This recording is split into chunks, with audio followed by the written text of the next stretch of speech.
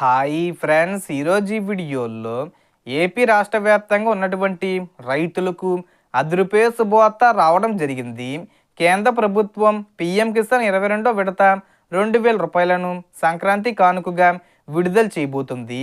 ఈ పథకం డబ్బులు పొందాలంటే మీరు ఖచ్చితంగా ఈ 4 పనులు చేసి ఉండాలి. సో ఆ 4 పనులు ఏంటి, ఈ డబ్బులను ఏ తేదీన ఎప్పుడు విడుదల చేస్తారు, సో దానికి సంబంధించిన పూర్తి ఇన్ఫర్మేషన్ ఈ వీడియోలో తెలుసుకుందాం. సో ఇప్పటి వరకు కేంద్ర ప్రభుత్వం రైతుల సంక్షేమం కోసం అమలు చేస్తున్న ప్రధాన పథకాలలో పీఎం కిసాన్ పథకం చాలా కీలకమైనది. ఈ పథకం ద్వారా అర్హులైన రైతులకు ప్రతి సంవత్సరం 3 విడతలుగా మొత్తం 6,000 రూపాయలు నేరుగా వారి బ్యాంక్ ఖాతాల్లో జమ అవుతుంది. ఇప్పటి వరకు ఈ పథకం కింద మొత్తం 21 విడతల డబ్బులు విజయవంతంగా విడుదలయ్యాయి. ఇప్పుడు దేశవ్యాప్తంగా రైతులందరూ ఆసక్తిగా ఎదురు చూస్తున్నది 22వ విడత గురించి. అయితే ఈ 22వ విడత డబ్బులు అందాలంటే ప్రభుత్వం కొన్ని ముఖ్యమైన నిబంధనలు తప్పనిసరిగా పాటించాలని స్పష్టంగా తెలిపింది. అవి ప్రధానంగా 4 పనులు.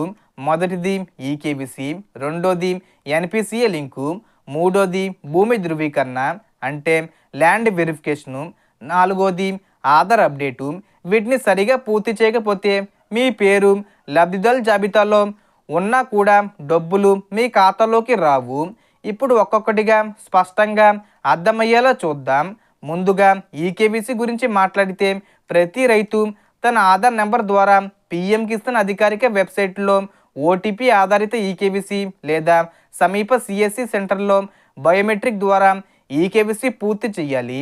చాలామంది రైతులు ఇదివరకే చేశామని అనుకుంటారు, కానీ చాలాసార్లు అది అప్డేట్ కాకుండా పెండింగ్లో ఉంటుంది.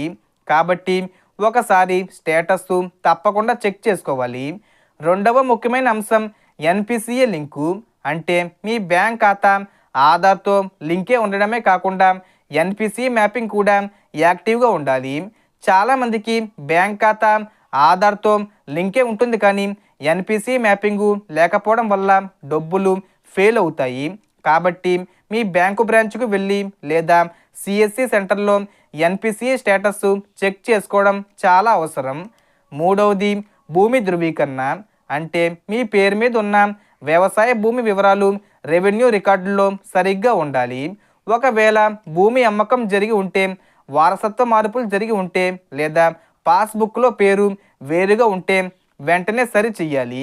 ఎందుకంటే ప్రభుత్వం ఇప్పుడు ల్యాండ్ రికార్డ్స్తో పీఎం కిసాన్ డేటాను లింక్ చేసి చెక్ చేస్తుంది. ఇక్కడ చిన్న తప్పు ఉన్నా కూడా విడత ఆగిపోతుంది. నాలుగోది ఆధార్ అప్డేటు. మీ ఆధార్లో పేరు, స్పెల్లింగు, పుట్టిన తేదీ, లింగం వంటి వివరాలు సరి చేసుకోవాలి. సో మనకు గత విడతల షెడ్యూల్ను గమనిస్తే ఈ జనవరిలో సంక్రాంతి కానుకగా 15వ తేదీ వచ్చేలోపు లేదా చివరి వారంలో విడుదలయ్యే అవకాశం చాలా ఎక్కువగా ఉంది. సాధారణంగా అన్ని రాష్ట్రాల డేటా వెరిఫికేషన్ పూర్తయ్యాకే ప్రభుత్వం విడతను విడుదల చేస్తుంది.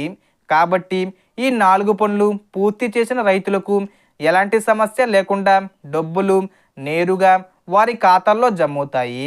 సో మనకు వచ్చిన ఇన్ఫర్మేషన్ ఫ్రెండ్స్. మీకు ఈ వీడియో నచ్చితే లైక్ చేయండి, షేర్ చేయండి అండ్ సబ్స్క్రైబ్ చేసుకోండి. Thanks for watching.